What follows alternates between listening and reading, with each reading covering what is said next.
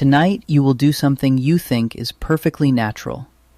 You will put on your pajamas, brush your teeth, turn off the lights, and lie down in a comfortable, climate-controlled room. You will close your eyes, and you will expect to sleep for 8 solid, uninterrupted hours. If everything goes according to plan, you will wake up with the sun, refreshed and ready for the day. But if you are like millions of other Americans, things won't go according to plan. You will jolt awake at 3 a.m. You will stare at the ceiling. You will roll over and look at the glowing numbers on your phone. You will start doing the math, calculating exactly how many hours and minutes you have left before your alarm goes off. Your chest will tighten. Anxiety will flood your system. You will think something is wrong with you. You might get up to take a supplement, brew a cup of herbal tea, or swallow a pill just to force your brain back into unconsciousness. You will diagnose yourself with middle-of-the-night insomnia. You will believe your body is failing you. But here's the truth. Your body isn't failing. That 3 a.m. wake-up isn't a disorder. It is not a malfunction. It is a ghost. It is a biological echo from a time when human beings slept in a way we have now completely forgotten. The idea of the 8-hour uninterrupted block of sleep is a modern invention. It is a historical anomaly. For 99.9% of human history, sleeping straight through the night wasn't just impossible, it was unnatural. To understand why, we have to go back, way back, before the invention of the mattress, before the bedroom, and before the light switch. Imagine it is 2 million years ago on the African savanna. The sun begins to dip below the horizon. The sky bleeds from orange to purple, and then the world goes entirely black. And I mean black. A kind of darkness most modern humans have never truly experienced. Without city lights reflecting off the atmosphere, the night is an impenetrable wall. You cannot see your own hand moving an inch from your face. For your earliest ancestors, this darkness was terrifying, and it should have been. Human eyes are remarkably poor in the dark compared to the apex predators we shared the landscape with. Leopards, hyenas, and saber-toothed cats had tapetum lucidum, a reflective layer in their eyes that allowed them to hunt flawlessly by starlight. We did not. To a big cat, the night was a hunting ground. To a human, the night was an executioner. Before we had tools to fight back, early hominids acted like every other vulnerable primate. When the sun went down, you climbed a tree. You found a precarious branch, you huddled together, and you stayed absolutely still. Moving at night meant becoming food. Your brain evolved a deep, hardwired fear of the dark, because for millions of years, the monsters in the dark were real. But then, roughly 1 million years ago, in places like Wonderwork Cave in South Africa, everything changed. We captured fire. Fire is often celebrated for giving us warmth and the ability to cook meat, which expanded our brains. But fire did something much more profound. It altered our relationship with time. A roaring campfire casts a circle of light, roughly 30 feet in diameter. Inside that circle, the shadows are pushed back. Inside that circle, the leopards won't come near. Inside that circle, you survive. Outside that circle, you die. Fire didn't just protect our ancestors. It gave them a brand new dimension of human existence. It invented the evening. Before fire, the human day ended the second the sun went down.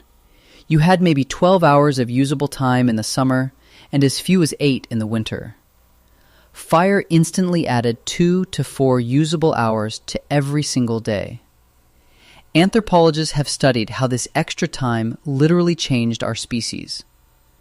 Polly Wiesner, a researcher who spent years observing the Kung Bushmen in the Kalahari Desert, a group living very close to our ancestral hunter-gatherer lifestyle, documented something incredible. During the day, 80% of human conversations are purely practical. It is all about logistics. Who is tracking the antelope? Which route is safe to eat? Where is the water? Daylight talk is work. But at night, bathed in the amber glow of the fire, the conversations shift entirely. Wiesner found that at night, 81% of the talk is storytelling. It is myths about how the stars were formed. It is tales of distant travels. It is singing. It is jokes. The campfire was the original theater, the original classroom, and the original religion. The safety of the firelight allowed the human brain to stop worrying about surviving the next 5 minutes and start imagining things that didn't exist yet. But eventually, the fire would burn down to embers, the stories would end, and our ancestors would go to sleep. And this is where the story of your own biology gets truly strange, because they did not sleep like you do. In the year 2001, a historian named A. Roger Ekirch published a paper that sent shockwaves through the scientific community. Ekirch hadn't run a sleep study in a lab. He had spent 16 years digging through the dusty archives of human history. Court records from the Middle Ages, diaries from the Renaissance, ancient medical texts, letters from ordinary farmers. He even found clues buried in the text of Homer's Odyssey. Across centuries, across continents, and across languages, Ekirch kept finding references to the exact same phenomenon. Over 500 explicit references. People did not sleep in one piece. They slept in two. They called it first sleep and second sleep. Before the industrial age, a typical night worked like this. You would go to bed shortly after sunset, usually around 8 or 9 p.m. You would sleep deeply for about 4 hours. Then, around midnight or 1 a.m., you would wake up. You wouldn't wake up in a panic. You wouldn't look at a clock. You would just naturally transition into a state of calm, quiet wakefulness. This period lasted anywhere from 1 to 2 hours. In English, it was often called the watch. After the watch, you would naturally drift back off into your second sleep, resting for another 4 hours until the sun came up. This wasn't an anomaly. This wasn't insomnia. This was the default mode of human rest. Historians had been staring at these documents for centuries, but they had completely missed it. Modern translators literally altered ancient Greek and medieval Latin texts, changing the words because the concept of two sleeps was so foreign to the modern mind that they assumed it was a metaphor. It wasn't. So what did people do during that hour or two in the middle of the night? Everything. They stayed in bed and talked quietly with their spouses.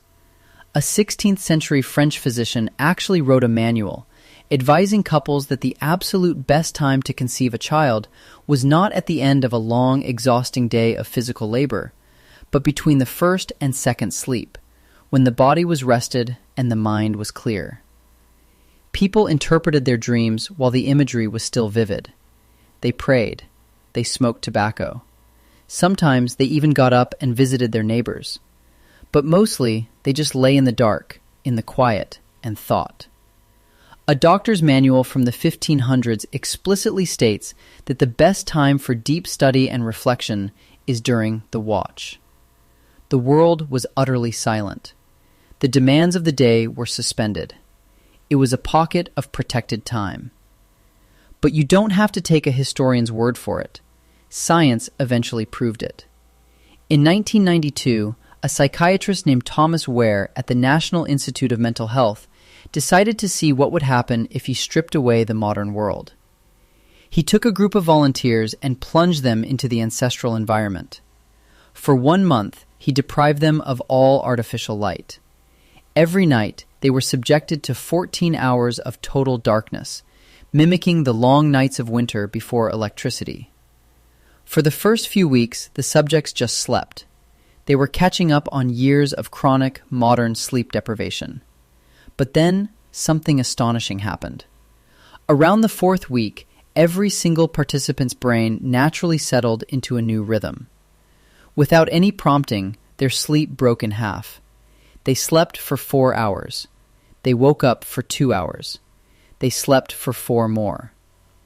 The ancient program had been sitting there the whole time, buried under a century of fluorescent bulbs and glowing screens.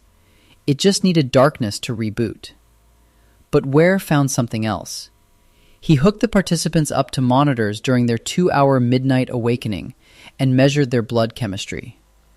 What he found was not a normal state of waking. Their brains were flooded with prolactin. Prolactin is a fascinating hormone.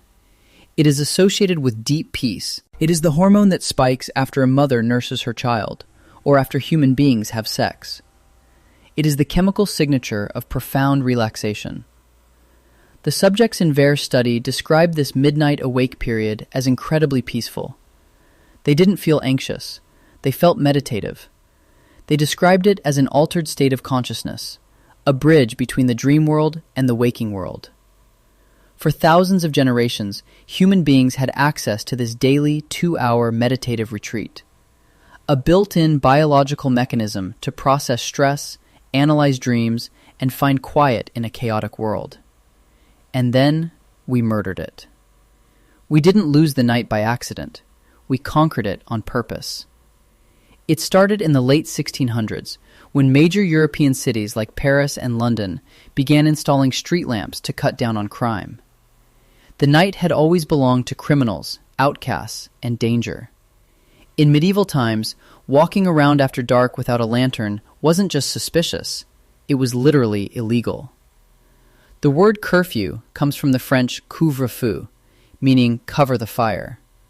When the bell rang, you put out your fire and went to sleep. But as gas lamps and eventually Thomas Edison's electric light bulb flooded the world with artificial daylight, the fear of the dark evaporated. And right behind the light bulb came the Industrial Revolution. Capitalism does not care about your prolactin levels. A factory cannot operate efficiently if its workers are taking 2-hour meditative breaks in the middle of the night. The industrial machine demanded standardization. It demanded shifts. Time became money. The natural, sprawling, biphasic sleep cycle was suddenly viewed as a waste of time. It was inefficient. So society compressed it. We squeezed what used to be a 12-hour resting period into a single, highly pressurized 8-hour block. We told ourselves that this was the healthy way to sleep. We told a lie that became a law. And today, you are paying the price for that lie.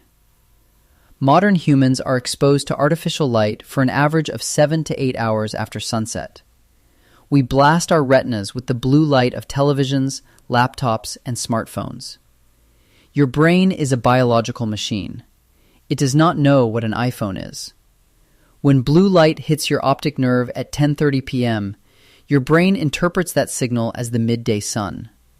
It violently delays the release of melatonin, the hormone that signals your body it is time to power down. You are forcing your ancient hardware to run modern software, and the system is crashing. When you wake up at 3 a.m., your brain is just trying to do what it was designed to do. It is trying to initiate the watch. It is trying to give you 2 hours of quiet reflection. But instead of slipping into a peaceful, prolactin-soaked meditation, you panic. Because tomorrow is a work day. Because you have to be up at 6:30 a.m. Because you have been told your entire life that waking up in the middle of the night means you are broken. That panic triggers cortisol, the stress hormone. Your heart rate spikes. Your fight or flight system activates. The peace of the watch is instantly destroyed, replaced by the crushing anxiety of modern performance. You are medicating a disease that doesn't exist. You are fighting an enemy that is actually your own biology. If you took a human from 50,000 years ago and dropped them into your bedroom, they would be horrified. They would see you staring at a glowing rectangle of light right up until the moment you close your eyes. They would watch you compress your entire period of rest into a frantic, rigid block. They would watch you wake up in the dark, look at a digital clock, and internally panic. They wouldn't understand how you survive. For 300,000 years, your ancestors spent their nights in a rhythm completely alien to us. They gathered around the safety of the fire. They told the stories that built human civilization. They slept in 2 phases. They woke in the absolute crushing darkness of a world untouched by electricity.